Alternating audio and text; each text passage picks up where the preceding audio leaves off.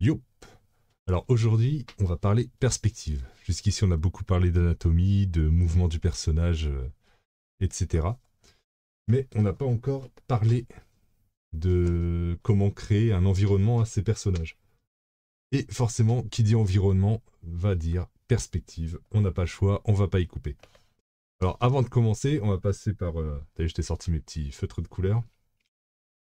On va commencer par quelques petits points de vocabulaire. Comme ça, on va... Comment dire? On va éluder la partie chiante directement. Alors, première chose qu'il va falloir retenir, c'est là, je prends un feutre un peu plus gros. Donc première chose, premier mot de vocabulaire, ça va être la ligne d'horizon.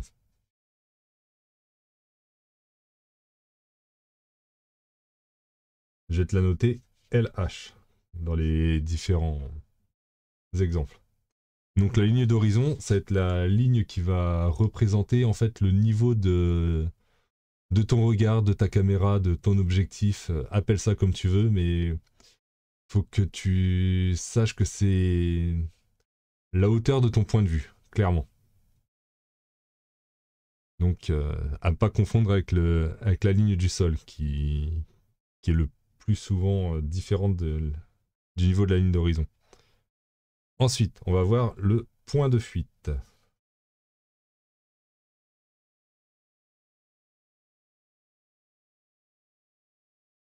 Ça, je vais te le noter.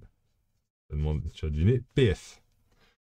Donc, un point de fuite, ça va être un point vers lequel vont converger en fait toutes tes lignes qui vont aller dans la perspective.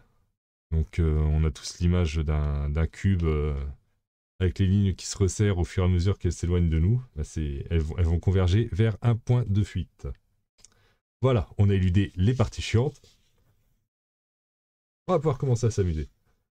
Donc, on va se créer notre ligne d'horizon dès que j'ai trouvé ma règle. Elle est là. Hop. Ouais, d'ailleurs, pour ça, le matériel qu'il te faut, théoriquement, pour faire tes planches en perspective, hein, une règle, un crayon à papier, et c'est parti. Hein. Après, derrière, tu gommes, tu encres avec ton outil d'ancrage favori, et on est parti. Ok, donc ici, on va voir notre ligne d'horizon. Je le mets complètement arbitrairement. Donc on va partir sur une forme simple. Pour commencer, on va partir sur le carré. Donc la ligne d'horizon, elle est là. LH. Voilà. Bam. Donc ton carré. Si tu es directement dans l'axe de ta ligne de perspective, tu vas voir ton carré de face, donc ton cube de face. On va commencer à utiliser les mots corrects. Donc ton cube de face, tout ce que tu vas voir, ça va être un carré tout bêtement.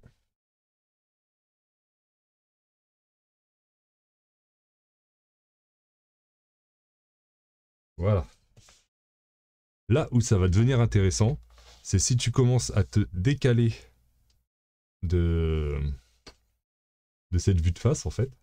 Par exemple, on va imaginer que ton carré, cette fois, il est plus tout à fait en face de toi. Je vais le faire un peu plus petit, parce que sinon ça va être galère. Hop. Il est au-dessus de ta ligne d'horizon. Voilà, donc là, tu as ton carré, ton cube, plutôt. Donc ton cube est au-dessus de ta ligne d'horizon, comme ça. Voilà, on fait ça un peu à la rapide. Et donc, ce que tu vas remarquer, c'est que toutes les arêtes, pas toutes les arêtes en tout cas du bas de ton cube vont converger sur ta ligne d'horizon vers un point qu'on va appeler le point de fuite. Donc là, je suis au-dessus, je vais essayer de me caler bien au milieu. Essayer de faire ça propre. Je vais mesurer histoire d'être nickel. Là, je suis au milieu. Ok. Tac. Donc ton point de fuite,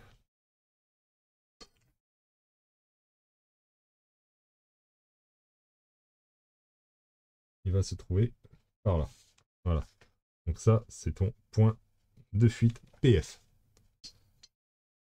Histoire que ce soit un peu plus lisible. Donc, ce que tu fais pour avoir ces diagonales dans la perspective, tu vas prendre l'angle ici de ton cube et tu vas faire aller vers ton point de fuite.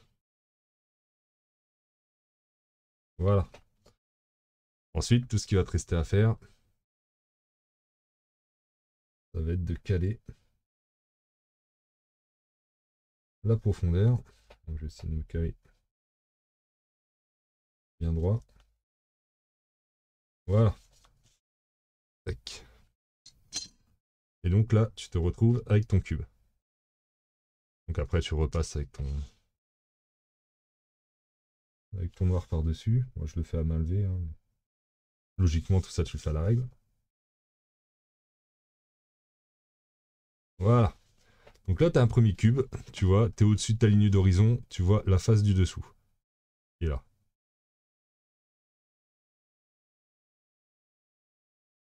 Et inversement, hein, si ton cube se retrouve en dessous de ta ligne d'horizon, hop, attention, effets spéciaux.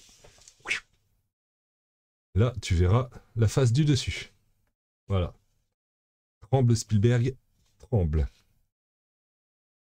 Alors, c'est le Vince de pendant le montage. Donc, il y a un petit truc que j'ai oublié de te dire sur la perspective à 1.8, c'est que ça peut être utilisé pour mettre le focus sur un élément, ajouter un sentiment de chute aussi parfois. Donc, je t'ai illustré ça avec une image de Shining. Donc là, si tu prends cette image-là et que tu ajoutes les lignes de fuite, tac, tu vois que tout ça, ça va converger vers les deux petites filles au fond. Donc ça te permet en fait d'avoir toute la perspective qui va t'amener vers les deux petites filles au fond qui sont un petit peu flippantes, on va dire. Et donc c'est un effet en fait qui te permet de guider ton regard. Enfin, le regard du lecteur. Voilà. C'était la petite info supplémentaire. Allez, on continue. Ensuite, imaginons qu'on est toujours sur ta ligne d'horizon et que cette fois, on va pivoter le cube. Donc, ce qui va se passer, c'est qu'on va avoir une arête qui va se retrouver face à nous. Je vais faire un cube encore pas trop grand parce que sinon ça va être galère. Tac. Donc là, on a notre arête. Voilà. Le papier est dégueulasse, il baffe de ouf. J'ai pris du papier imprimante pour faire ça, j'aurais pas dû. Bref, pas dramatique. Donc là, ici, on a une arête qui se trouve face à nous. Bon, après, on peut le pivoter plus ou moins, mais là, c'est juste pour que ça soit vraiment plus parlant. Et on va avoir deux points de fuite. Donc là, ici, on a PF, mais t'inquiète pas. Donc on va avoir par exemple un point de fuite ici qu'on va appeler PF1 et un autre point de fuite par là. On n'est pas bien sur la ligne d'horizon, ça va pas le faire, qu'on va appeler PF2. Voilà. Et donc, même chose, hein, tu commences à comprendre le truc. Pour chaque face qui seront visibles, tu vas tirer tes lignes de perspective vers tes points de fuite. Donc, deux lignes pour la face de droite. Hop. Et même chose pour la face de gauche.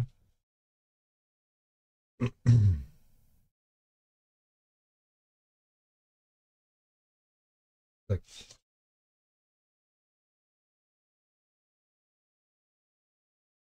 Tac. Et là, ensuite, la même chose, hein, tu fais tes faces sur le côté. Tac. Et l'autre côté, on va le faire en orange. Hop.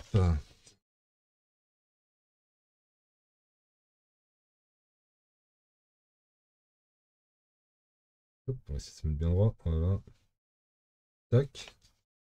Et voilà. Et là, tu te retrouves avec un cube dans la perspective, donc avec une face en orange ici, qui va vers le point de fuite orange. Voilà. Et la face en vert, je te le donne dans le mille, qui va vers le point de fuite vert. Ça, c'est pas bien foutu quand même, la vie. Voilà. Donc, même chose, hein, si ton cube, ici, tu décides de le déplacer un peu vers le haut, ça va faire un truc dans ce style-là, donc. Je vais le faire un peu plus petit aussi, ce cube-là, parce que c'est censé être galère. Oh, quoique. Bon, c'est bon, ça passe. Tac, donc là, ici, tu as ton cube. Tu vas avoir, donc... Je vais te refaire toujours les couleurs pour que ça se voit bien. Donc, si tu montes, point de fuite 1, il est là. Hop. Et hop, toujours vers le point de fuite. Voilà. Donc, on va y mettre la même largeur. Tac. Et là, tu vas voir que tu as une nouvelle ligne qui va... Enfin, une nouvelle face qui va être visible. La face du dessous, hein, comme là. C'est la même chose. Et pour dessiner cette face du dessous, quand tu es à deux points de fuite, ce que tu fais, c'est que comme la vue de face, donc la vue de face, tu vas tirer tes lignes vers tes deux points de fuite. Je peux le refaire encore ici de la même largeur, hein, ça problème. Hop, voilà. Et ensuite, il va falloir que tu dessines cette face-là. Pour dessiner cette face-là, c'est facile. Tu pars du coin ici, tu vas vers le point de fuite opposé. Bim. Comme ça. Et de l'autre côté, et ben c'est pareil, hein. Tu pars de cet angle-là. Et tu vas vers ce point de fuite-là. Tout bêtement. Tac. Et donc, même chose, hein, on va s'amuser à mettre un peu de couleur. Donc, la face de gauche. Là, la face de droite.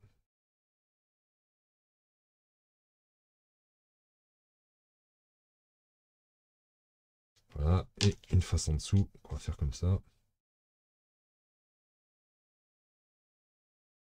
Voilà.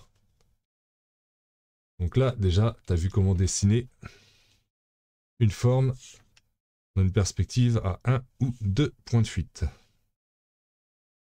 Oui, c'est encore moi, décidément, j'ai oublié beaucoup de choses à chaque fois. Donc voilà, c'était juste pour t'illustrer un peu ce qu'on pouvait faire avec une perspective à deux points de fuite. Tu vois, tu peux dessiner des scènes de rue, des maisons, tu peux aussi faire des intérieurs. Donc là, je t'illustre ça avec cette petite scène de quartier qui est plutôt sympathique. Donc tu vois bien les points de fuite qui partent vers la gauche et vers la droite. Et donc voilà, c'était juste pour t'illustrer ça. Allez, on enchaîne. Maintenant, on va voir un troisième cas. C'est le cas où tu... Comment dire? Tu vas être en bas ou vraiment en haut de ton objet.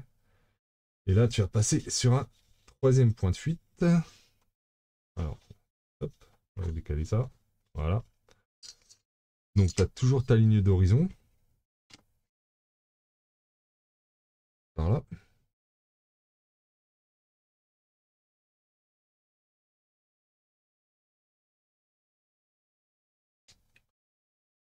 Par exemple. Hop. Donc, ta ligne d'horizon, ici.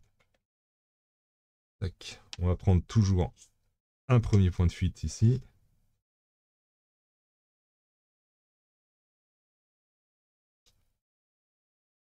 Un second par là.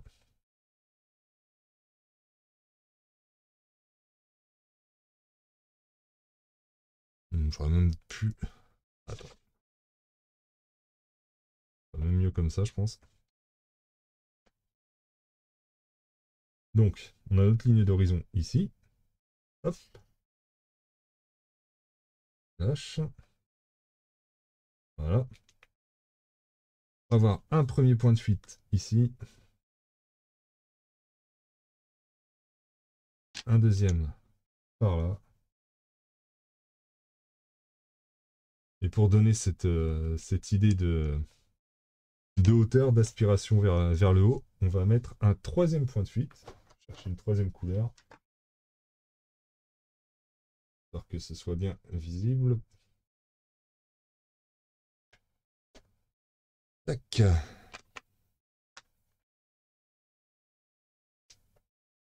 Voilà. On va se mettre un troisième point de fuite là-haut. On va appeler F3. Ça se voit bien le jaune? Oula, non, le jaune c'est pas fou. Le jaune c'est pas fou.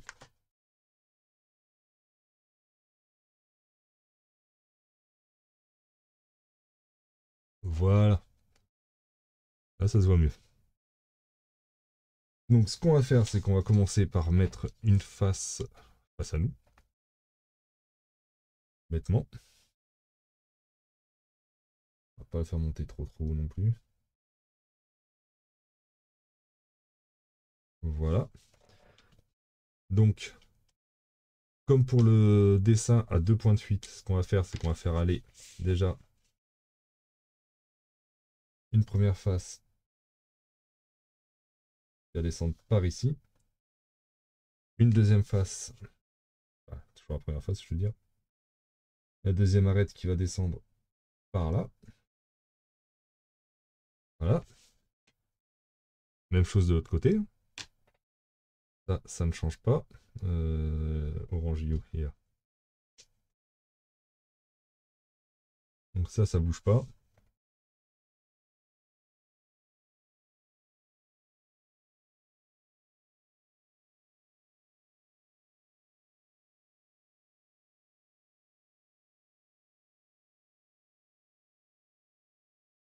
Et c'est là qu'on va utiliser le troisième point de fuite, donc pour signifier cette aspiration vers le haut. Je sais pas si t'as fait gaffe quand tu regardes un immeuble, t'es en bas et que tu regardais le haut de l'immeuble, t'as les lignes qui ont convergé vers le haut. Donc, on va faire ça ici. Et ça va aller vers notre troisième point de fuite. Donc je vais essayer d'y donner une petite largeur quand même pour que ce soit pas trop dégueulasse. Voilà. Le troisième point de fuite. Comme ça, pour signifier la hauteur.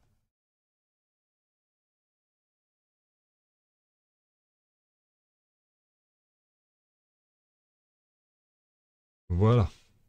Donc là, si tu repasses le tout au noir,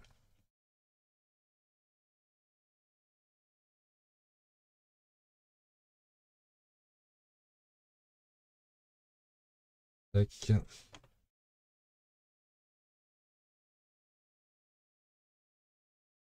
Tac.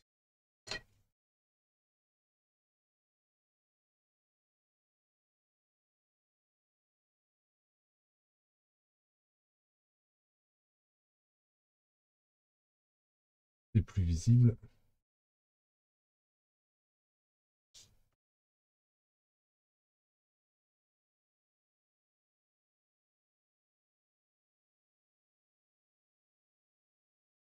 Voilà, donc là, tu vois bien que tu as ton bâtiment qui est aspiré vers le haut.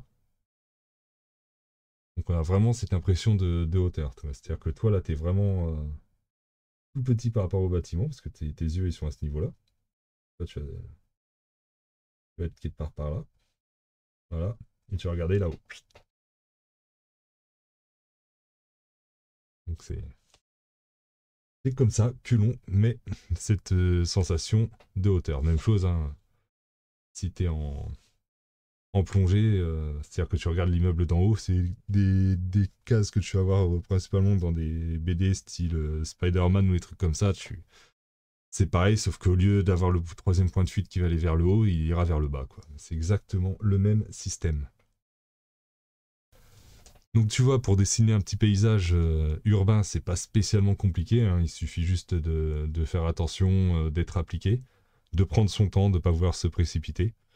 Je vais faire une autre vidéo où on va avancer plus dans la perspective, c'est ça que je voulais te dire. Il y a d'autres tips dans la perspective, puisqu'on n'a pas que des cubes à dessiner dans la perspective, t'imagines bien.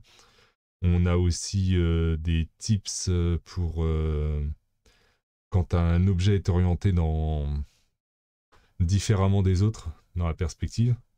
On va avoir le cas principalement dans des pièces où on va avoir des meubles qui vont être parfois agencés. Je pense notamment à un fauteuil qui va être agencé différemment des autres meubles.